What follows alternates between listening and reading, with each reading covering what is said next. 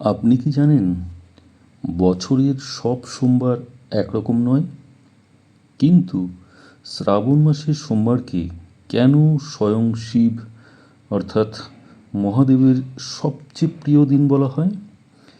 কেনই বা এই একটি দিনে এই একটি মাত্র বেলপাতা ভক্তি ভরে নিবেদন করলেও বহু জন্মের পাপ নষ্ট হয় বলে সনাতন হিন্দু শাস্ত্রে বলা হয়েছে। আর আগামী ৩রা আগস্ট ১৭ই শ্রাবণ, এই পবিত্র শ্রাবণী সোমবারে কোন ছোট্ট ভুল করলে ব্রতের পূর্ণ ফল নাও মিলতে পারে?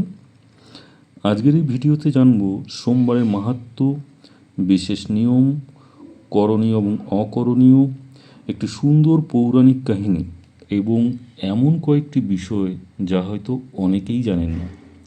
তাই ভিডিওটি শেষ পর্যন্ত অবশ্যই দেখুন। সম্মানীয় দর্শকবৃন্দ, যদিও আমি এর আগেও এই শ্রাবণের সোমবার নিয়ে একটি বিশেষ ভিডিও করেছি, কিন্তু যেহেতু একটি ভিডিওতে সমস্ত কিছু তো বলা সম্ভব নয়, ভিডিওটি অনেক লম্বা হয়ে যেত, আপনাদের হয়তো ধৈর্যচ্যুতি ঘটত। আবার পাশাপাশি এই শ্রাবণ মাস আমাদের সনাতন হিন্দু শাস্ত্রের মানুষদের কাছে, বিশেষ করে শিব ভক্তের মানুষদের কাছে অত্যন্ত গুরুত্বপূর্ণ। তাই আরও একটি ভিডিও অবশ্যই তৈরি করতে হলো। তো যেটা বললাম, ভিডিওটি অবশ্যই শেষ পর্যন্ত দেখবেন। প্রথমের ভিডিওটি যারা দেখেননি তারাও অবশ্যই দেখবেন। তো প্রথমেই জেনে নিই শ্রাবণী সোমবার এত গুরুত্বপূর্ণ কেন। হিন্দু শাস্ত্র অনুযায়ী শ্রাবণ মাস হলো ভগবান শিবের অত্যন্ত প্রিয় মাস। পুরাণে বলা হয়েছে যে সমুদ্র মন্থনের সময় যখন ভয়ঙ্কর হলাহল বিষ বেরিয়ে আসে, তখন সৃষ্টিকে রক্ষা করবার জন্য ভগবান শিব সেই বিষ পান করেছিলেন। বিষের জ্বালা কমানোর জন্য দেবতারা তার মাথায় অবিরাম জল ঢালতে থাকেন, আর সেই থেকেই শ্রাবণ মাসে শিবলিঙ্গে জল নিবেদন করার প্রথা শুরু হয়েছে বলে বিশ্বাস করা হয়। আর সোমবার, সোম কথার অর্থ হলো চন্দ্র, যিনি ভগবান শিব, তার জটায় চন্দ্র আমরা সবসময় লক্ষ্য করি। তাই সোমবার কিন্তু ভগবান শিবের একটি বিশেষ প্রিয় দিন।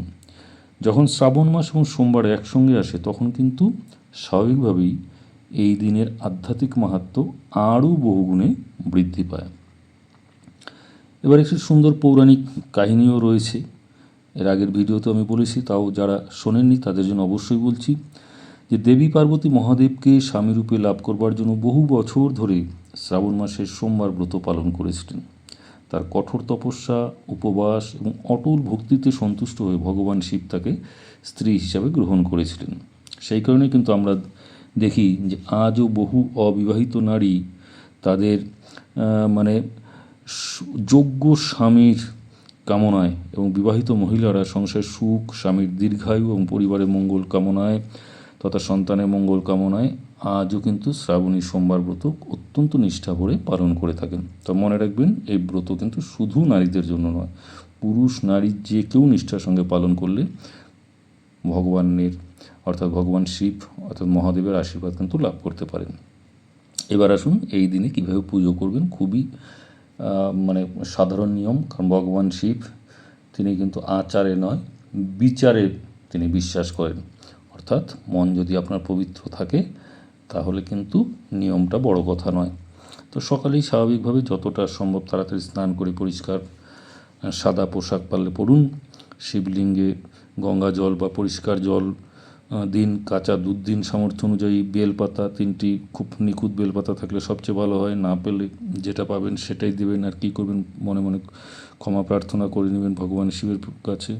ধুতুরা বা আকন্দ ফুল থাকলে নিবেদন করতে পারেন, সাদা ফুল দিতে পারেন, চন্দন ফুল এবং মৌসুমি ফল। তো কখনোই কিন্তু লাল ফুল দেবেন না।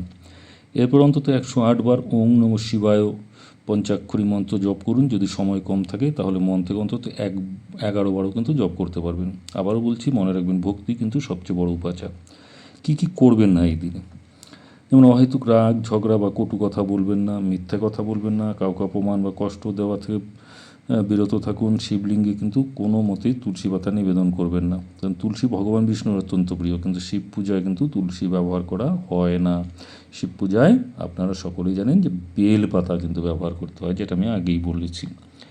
বেলপাতা যেন ছেঁড়া না হয় এবং উল্টো করে নিবেদন কিন্তু করবেন না, এটাও কিন্তু একটু বিশেষ করে মনে রাখবেন। খাবারের নিয়ম: যারা উপবাস করবেন তারা ফল, দুধ, দই, মাখন, মিছরি, সাবুদানা, কলা বানানো সাত্ত্বিক ফলাহার গ্রহণ করতে পারেন। যারা সম্পূর্ণ উপবাস করতে পারবেন না তারা নিরামিষ বা সাত্ত্বিক আহার গ্রহণ করে মহাদেবের নাম স্মরণ করতে পারবেন। আর এই দিনে কিন্তু নেশা, ভাং ইত্যাদি, পেঁয়াজ, রসুন, তামসিক খাবার গ্রহণ করবেন না। মনে রাখবেন, উপবাসের মূল উদ্দেশ্য শুধু না খেয়ে থাকা নয়, নিজের মন, বাক্য এবং আচরণকেও কিন্তু পবিত্র রাখা। এবার একটু সহজ কিন্তু শক্তিশালী উপায় বলি। যদি আপনার সময় খুব কম থাকে তাহলেও চিন্তার কিছু নেই। সকালে বা সন্ধ্যায় শিবের সামনে একটি ঘিয়ের প্রদীপ জ্বালিয়ে একটি বেলপাতা নিবেদন করুন এবং ভক্তি ভরে 5 মিনিট ওম নমঃ শিবায় জপ করুন। শাস্ত্রে বলা হয়েছে আন্তরিক ভক্তি থাকলে মহাদেব অল্প উপচারেও সন্তুষ্ট হন। তাই আড়ম্বরের চেয়ে ভোলেনাথ কিন্তু নিষ্ঠা এবং বিশ্বাসকেই অনেক বেশি গুরুত্ব দেন।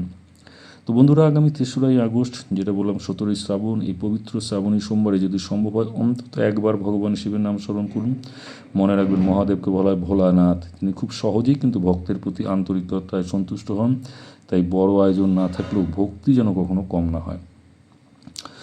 তো ভিডিওটি যদি ভালো লেগে থাকে তাহলে অবশ্যই একটি লাইক করুন, আপনার পরিবারের বন্ধুবান্ধব যারা রয়েছে তাদের কাছে শেয়ার করুন, আর কমেন্টে অবশ্যই লিখুন হর হর মহাদেব।